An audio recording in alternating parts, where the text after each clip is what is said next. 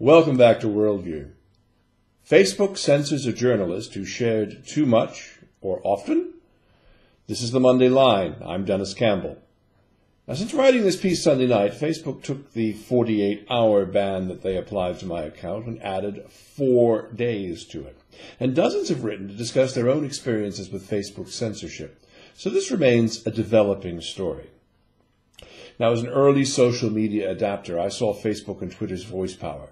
Utilizing my marketing background, I learned to use Twitter via my @UKProgressive and Worldview show accounts, and Facebook, Dennis.Campbell with one N, as consultancy growing, news development, book selling, and audience building tools for this publication and our television show. With 6 Twitter accounts, 1 Facebook page, 2 groups, and 5 pages, it all worked marvelously. That is until Friday. On Friday morning, I was banned from interacting until later this day because I was, quote, sharing too much, too often, close quote. And my response was likely the same as everyone else watching this. WTF? Sharing too much on Facebook? How is that possible? Now, I start my business day the same way every day. I load up tweets and Facebook posts for the next 24 to 48 hours and interact on Facebook, sharing photos and quotes of a very progressive nature that highlight the growing lunacy of America's intolerant and gun-crazed right. And this has been a particularly bumper crop year. Now, normally I post 8 to 10 or so. I change my cover photo. I interact with those who took time to send a like, or I just thank them for sharing something I posted, or just engage in good old-fashioned banter. And like many in somewhat public life, I deal with internet trolls or those who engage in, shall we say, a more robust than normal debate. I've had to block some of them and enjoy taking the mickey out of the far too many of the intellectually unarmed. On Friday, though, I started to get these weird CAPTCHA required to post messages, which was strange, since I've been with Facebook for 6 years. I mean, that restriction was long ago lifted on URLs. But hey, I just thought it was one of the many temporary technical glitches with yet another upgrade of the site, and it just kept on posting. Bang! Blocked for 48 hours. Really? Facebook, you let the trolls run wild, but those who generate an audience, even spend money with you, and attract people to your service get shut down? And as my good former congressman friend said once, do you really want to pick a fight with someone who buys ink, electronic or otherwise, by the barrel? Okay, Facebook, it's game on. I started to ask around if anyone else was having this experience, and lo and behold, dozens of respondents said the same thing, with one woman saying she'd been shut down for an entire month for the same reason. Now, how can that be when you, Mr. Mark Zuckerberg, are on record saying you want to know everything about me? How can I expect any privacy? You want to be able to market to everyone I know. How can that be when you allow application developers to take over my entire computer? How can that be when you charge me 70 pence or $1 to message a non-Facebook friend with whom I wish to reinitiate contact after 20 years? So you get around your own friend rules at your own convenience? But I get ahead of myself in this hypocrisy rant. Shall we look at another case study? Apple Computer has lost market share and 30% of its stock value in a very short period of time, as did you, Facebook. Why? Because investors now see one-trick pony closed systems for the death trap spiral they are. Apple's now learning the hard way. You have to take care of customers, listen to them, and innovate based on their needs, not the company's.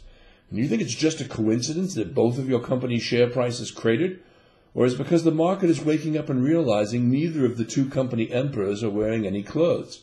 You're already losing the youth market. It was just pointed out yesterday in SMI Influence, which is a big social media concern here. Yet you both build proprietary closed system, and you're both going to eventually lose to open system providers. It's the oldest argument in the tech business, and one you should know, but you choose to make money now and screw legacy. And P.T. Barnum said there's a sucker born every minute. So you choose to sell those suckers expensive crap, get them hooked, and like every flawed leader, think they'll stay with you forever because, quote, we're the biggest, and therefore only, game in town, close quote. But your growth is slowing. People are leaving you, and even though you trumpet more than 1 billion users worldwide, how many of those never access their account, but yet are included in your inflated numbers? And I cannot help but feel like the mighty little ant Flick in Pixar's A Bug Life. You need all of us more than we need you, and you know that, don't you? You know, the base is slipping away. Your only way to survive is to sell data. You want to know where I've lived, when I've lived there, every job I ever held, my family members, closest friends, and acquaintances. You want me to post everything about my life. You want photos, birthdays, anniversaries, and where I went to school. You want me to find classmates, co-workers, past lovers, and you even let folks stalk the ones who dumped them? But if I post 10 progressive political posts from others onto my news feed, onto my timeline in a row, you shut me down? You disconnect access to all pages via the Hootsuite scheduler and take a weekend of book revenues away since I only post about books on Thursday to Sunday night when readers are active? And how do I know that? Because I stupidly bought advertising from you when each book came out. Well, nice going, Zuck. This now goes everywhere, not from vindictiveness, rather from questioning the lunacy of you going against your own business case and building an algorithm so stupidly inflexible it makes a mockery of your website because it cannot separate the wheat from the chaff.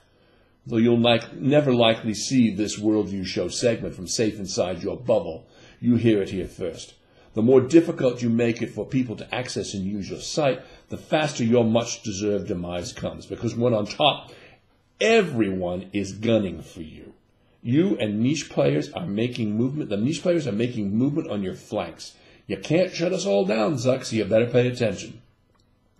You and Apple will fail as rapidly as AOL and MySpace did because you'll not learn and make the same fatal error over and over again. You're fixated on a global dominance meme versus helping people get what they want, and that never wins for the long term. So let me be the first to say, told you. Now, if you'll excuse me, I'm going to go post some cat photos to Facebook, since those seem to be the only politically correct thing you allow on your website.